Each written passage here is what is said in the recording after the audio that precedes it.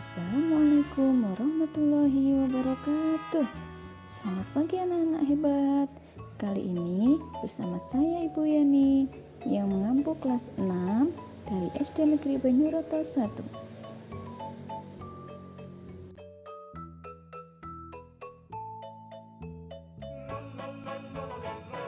Hari ini kita akan belajar tentang bangun ruang. Bangun ruang merupakan salah satu pokok bahasan yang banyak dijumpai di dalam kehidupan sehari-hari. Contoh bangun ruang adalah tenda segitiga, kaleng susu, atap rumah, topi petani, bola, dan beberapa benda lainnya. Contoh benda di sekitarmu ada yang berbentuk prisma, tabung, limas, kerucut, dan bola. Ayo, ingat kembali konsep sebelumnya tentang bangun ruang, kubus, dan bolok.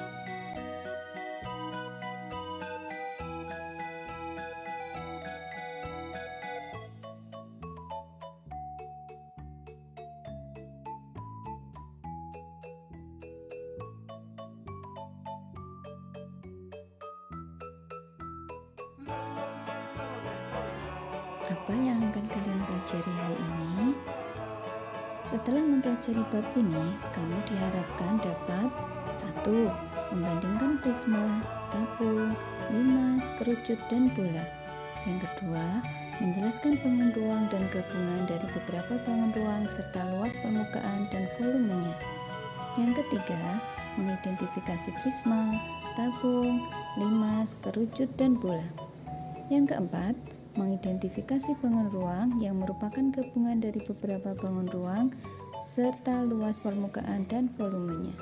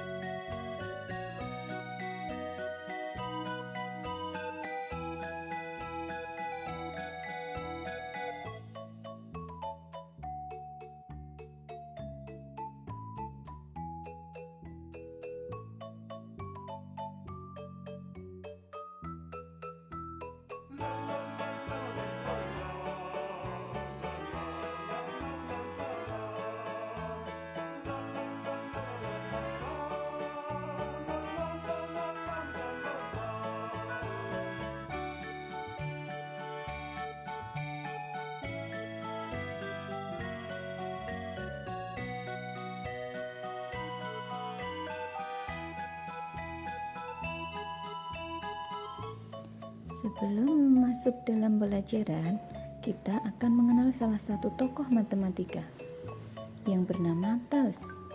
Thales adalah seorang tokoh matematika.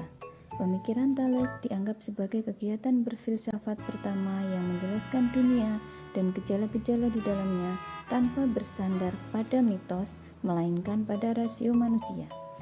Thales 624-546 sebelum Masehi lahir di kota Miletus. Thales pernah tinggal di Mesir dan menghitung tinggi piramida dengan menggunakan bayangan piramida tersebut. Sekembalinya dari Miletus, ia terkenal sebagai negarawan, penasihat, insinyur, usahawan, matematikawan, dan ahli perbintangan karena kejeniusannya tersebut. Thales adalah orang pertama yang dihubungkan dengan penemuan matematika.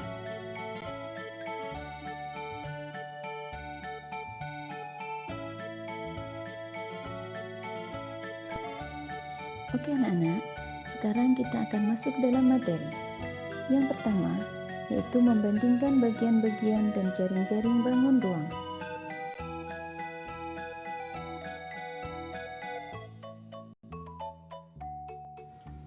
Satu, bangun prisma.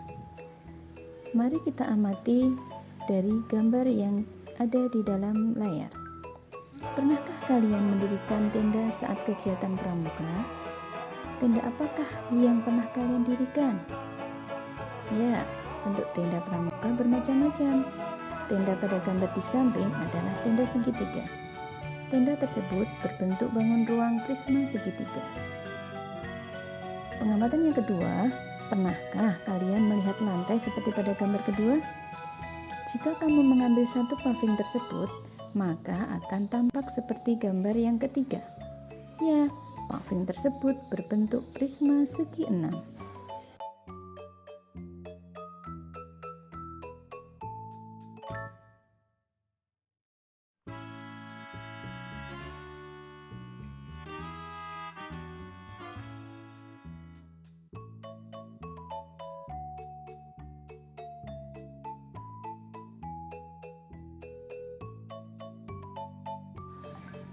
Mari anak-anak, kita mulai menalar. Kalian mengetahui bahwa tenda merupakan contoh bentuk prisma segitiga. Tenda tersebut menyerupai prisma segitiga ketika diputar 90 derajat. Prisma merupakan bangun ruang yang dibatasi oleh dua sisi. Sisi pertama berbentuk segi banyak, sejajar, dan kongruen. Sisi lainnya berbentuk persegi panjang. Prisma mempunyai bagian-bagian bangun yang bentuknya berbeda. Silakan kalian amati, itu merupakan bagian-bagian dari prisma.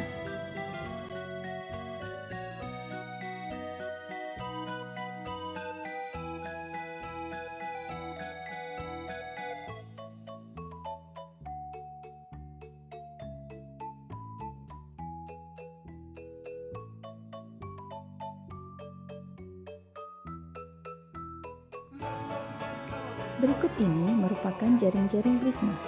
Ada bagian sisi atas, sisi tegak, sisi alas, dan juga tinggi prisma.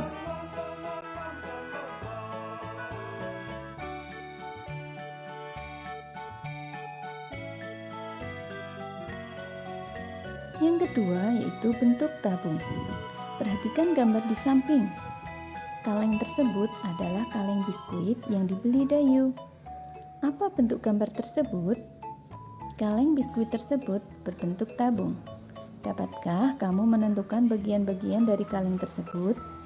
Carilah contoh bangun-bangun lain yang berbentuk tabung yang ada di sekitar kalian. Selanjutnya, mari kita menalar. Perhatikan gambar berikut.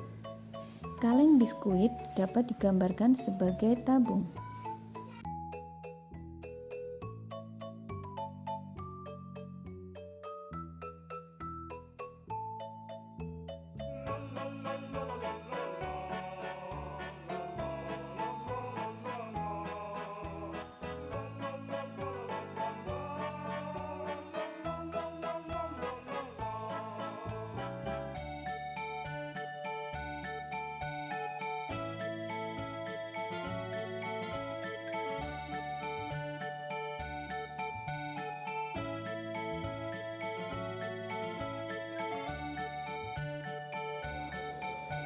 Bagian-bagian tabung adalah sebagai berikut. Tabung merupakan prisma dengan sisi alas dan sisi atas berbentuk lingkaran. Tabung dapat juga diartikan sebagai bangun ruang, di mana bangun tersebut dibentuk oleh dua lingkaran yang sejajar dan satu persegi panjang yang mengelilingi lingkaran tersebut.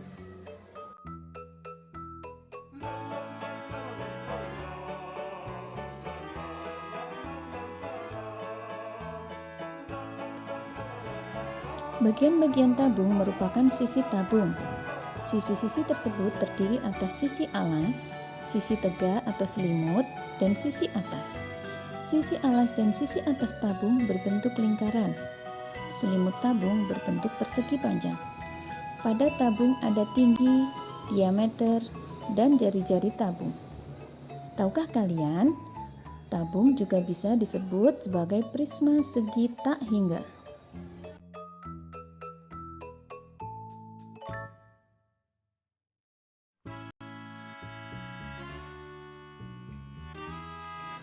Masih semangat kan anak-anak?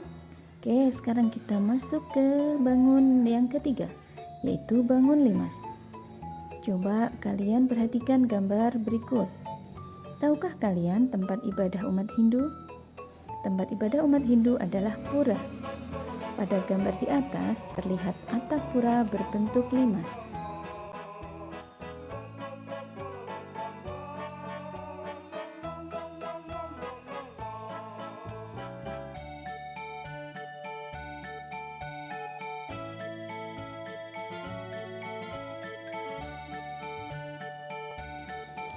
Limas adalah bangun ruang yang dibatasi oleh sebuah bangun datar sebagai alas. Selain itu, beberapa buah bidang berbentuk segitiga yang bertemu pada satu titik puncak. Limas mempunyai bagian-bagian bangun yang bentuknya berbeda. Berikut ini merupakan bagian-bagian dari limas dan jaring-jaring limas. Tahukah kalian, limas adalah bangun ruang 3 dimensi yang dibatasi oleh alas berbentuk segi N dan sisi-sisi tegak berbentuk segitiga.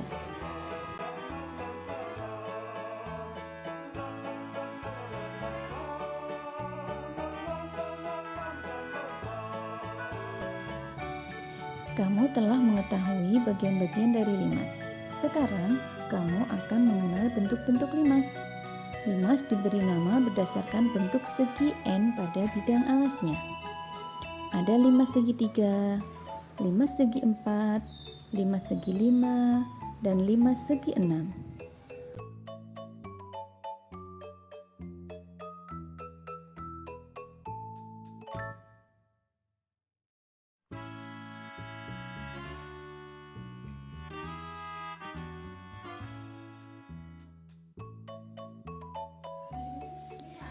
Bangun ruang yang keempat yaitu bentuk kerucut. Pernahkah kamu melihat petani yang memakai topi? Topi petani terlihat seperti pada gambar di atas. Topi petani sering disebut caping. Dua topi petani tersebut berbentuk kerucut.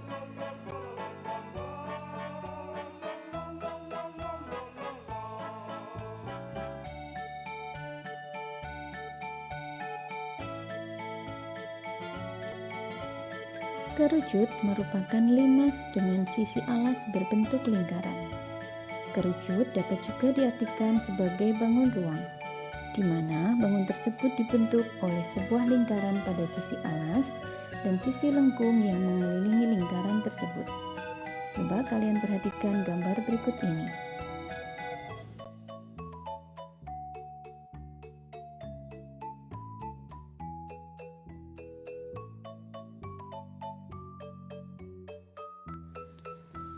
Kerucut mempunyai bagian-bagian seperti titik puncak, rusuk, dan sisi. Sisi-sisi sendiri terdiri atas sisi alas dan sisi tegak atau selimut kerucut. Adapun hal-hal yang berkaitan dengan kerucut yaitu jari-jari, tinggi, dan garis pelukis. Ayo buat kerucut dengan jaring-jaring berikut. Garis pelukis pada kerucut disebut juga apotema. Panjang garis pelukis biasanya dihitung menggunakan rumus Pythagoras. Tahukah kalian, berdasarkan pengertian titik sudut, kerucut tidak mempunyai titik sudut.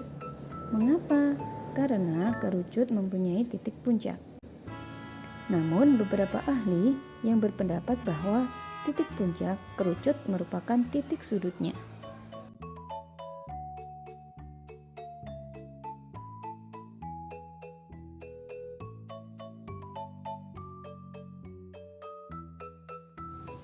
Bangun ruang yang akan kita pelajari yang terakhir yaitu bentuk bola. Kamu mungkin sering bermain sepak bola. Benda yang diperlukan untuk bermain sepak bola adalah bola. Selain digunakan untuk bermain sepak bola, juga bermain basket, voli, dan kasti. Selain bola yang digunakan untuk bermain sepak bola, masih banyak benda-benda lain yang berbentuk bola. Benda yang digunakan untuk bermain sepak bola adalah bola. Bola adalah bangun ruang 3 dimensi. Bangun ini dibentuk oleh tak hingga lingkaran yang berjari-jari sama panjang. Jari-jari ini berpusat pada satu titik yang sama. Coba kalian amati gambar anak-anak yang sedang bermain sepak bola berikut ini.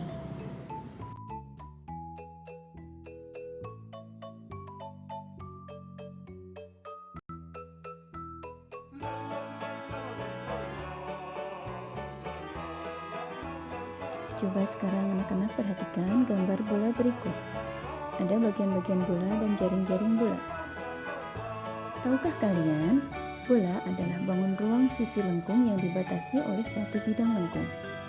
Bola didapatkan dari bangun setengah lingkaran yang diputar satu putaran penuh atau 360 derajat pada garis tengahnya.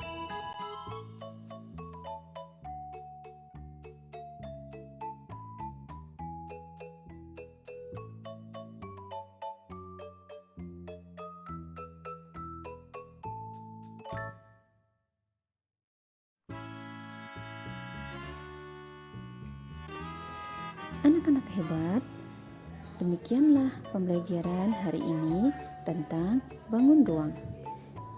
Bu Yani akhiri.